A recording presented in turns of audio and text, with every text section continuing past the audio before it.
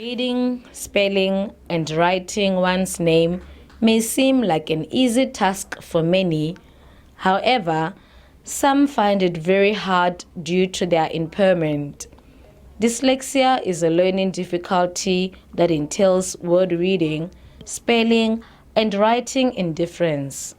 A non-profit organization working with dyslexic people believes that medical specialists, such as neurologists, should be easily accessible at primary schools to assist children that are labeled slow learners with learning difficulties. If the two can come together, that will make life so easy for the parents and also for the kids, because diagnosis will be something that happens very quick, rather than kids having to wait for like 5 to 7 years for their diagnosis to be done, because the process of the kids waiting for the Department of Education alone makes it very long. Experts say early diagnosis of dyslexic children will assist them in understanding themselves. It's important to have early diagnosis, because with early diagnosis it means early understanding as to what it is that's wrong with you.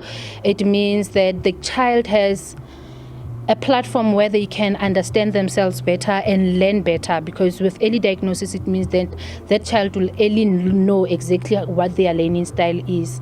So with early diagnosis it means better chances of the future. This invisible disability is genetically passed on. Ponso Mutete has been trying to secure a special school for her dyslexic 10-year-old son for a while.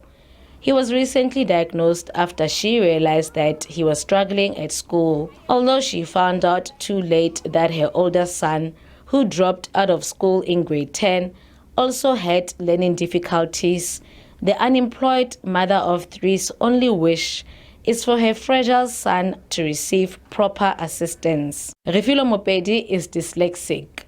She was constantly cast out during her primary school days and publicly told in front of her peers that she was dumb. The treatment negatively affected her. Before Mopedi attended a special school, she always progressed to the next grade, even though she never achieved a pass mark. Mopedi, who is very good with her hands, believes there is hope.